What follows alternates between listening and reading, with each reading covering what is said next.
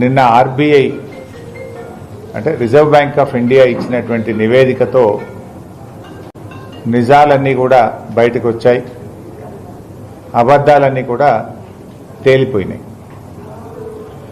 అబద్ధాల పునాదుల మీద ఏర్పడ్డటువంటి కాంగ్రెస్ ప్రభుత్వం అవే అబద్ధాలను ప్రచారం చేస్తూ కాలం గడుపుతూ ఉంది. ఇంకా కూడా అబద్ధాలతోని బీఆర్ఎస్ పార్టీ మీద బురద జల్లేటువంటి ప్రయత్నం ఇవాళ కాంగ్రెస్ పార్టీ చేస్తూ వచ్చింది. ఒక నిజాన్ని అబద్ధంగా మార్చేందుకు కొందరు ప్రయత్నాలు చేస్తూ ఉంటారు. కానీ నిజం నిప్పు లాంటిది. నిజం నిలకడ మీద తెలుస్తుంది అంటారు.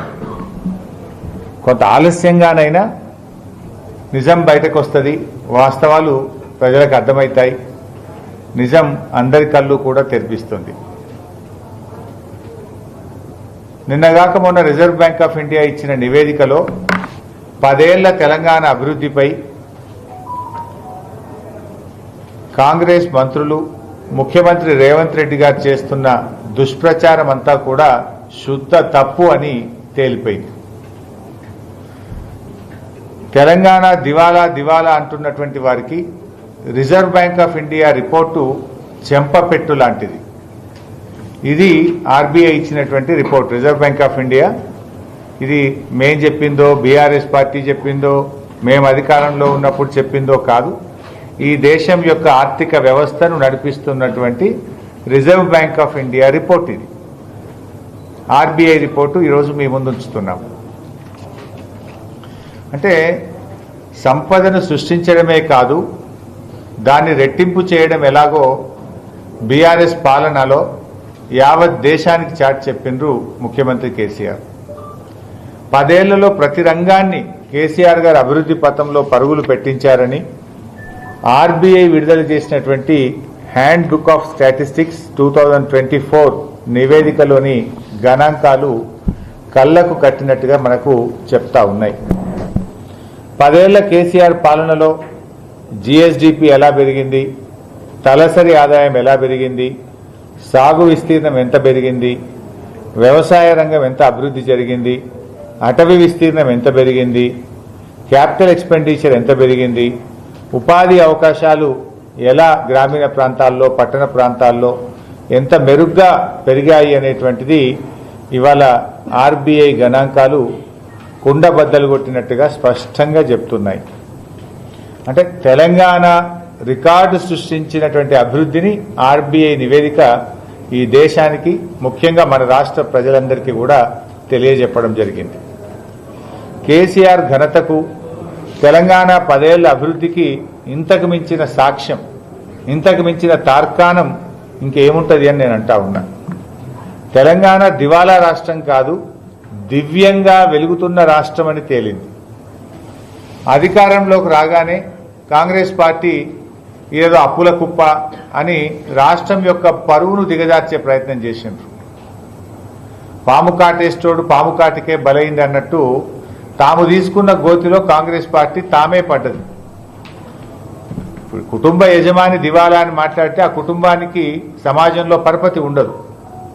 రాష్ట్ర పెద్దగా ఉన్న ముఖ్యమంత్రి అసెంబ్లీలోనే దివాలా దివాలా అని మాట్లాడి లేని దివాలాను ప్రచారం చేసి మా మీద బురద జల్లబోయి తాను బురదలో ఇరుక్కున్నాడు. ఈరోజు ఏమైంది? ముఖ్యమంత్రి అట్లా మాట్లాడే వరకు రాష్ట్రానికి పెట్టుబడులు రాకుండా పోయినాయి. పెట్టుబడులన్నీ రాష్ట్రం నుంచి తరలిపోతా ఉన్నాయి. ఉపాధి అవకాశాలు దెబ్బతింటా ఉన్నాయి.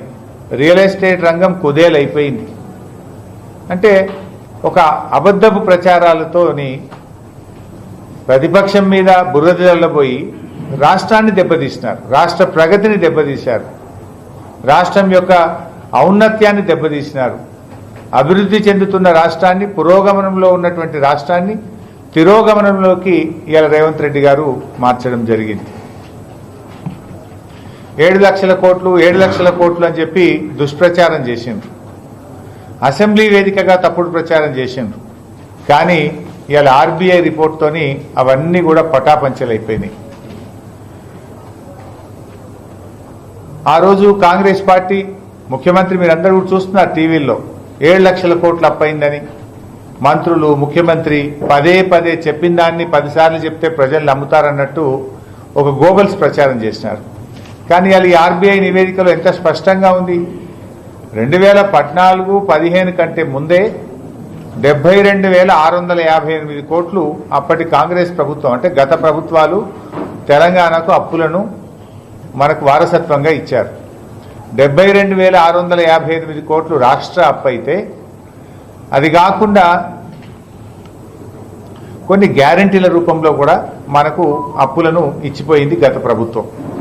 సో 2024 మార్చి నాటికి మొత్తం రుణాల మొత్తం 3,22,499,000కి చేరినట్టుగా ఇవాళ ఆర్బీఐ స్పష్టం చేసింది. 3,22,499 కోట్లని ఆర్బీఐ స్పష్టంగా చెప్పింది.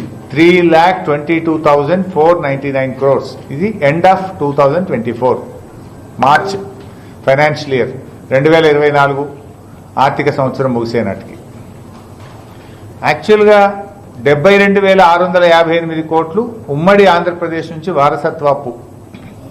ఇది కాకుండా 18,265 కోట్లు ఉమ్మడి రాష్ట్రంలో గ్యారంటీల కింద రాష్ట్ర ప్రభుత్వం కట్టాల్సిన అప్పు. రెండు కలిపితే దాదాపు 90,923 కోట్లు. ఇది కాకుండా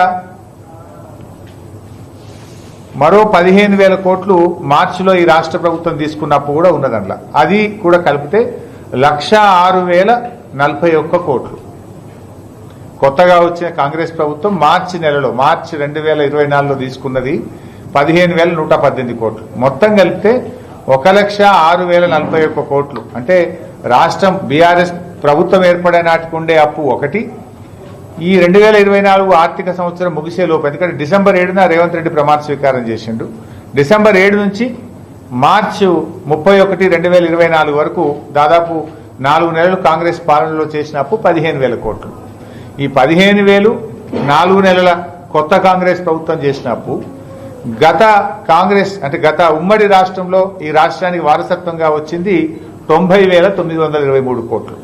సో వారసత్వంగా వచ్చిన 90,000 కోట్లు కాంగ్రెస్ ప్రభుత్వం కొత్తగా ఏర్పడ్డాక డిసెంబర్ 7 నుంచి మార్చి 31 దాకా చేసింది 15,118 కోట్లు. రెండు కలిపితే 1,06,000 కోట్లు.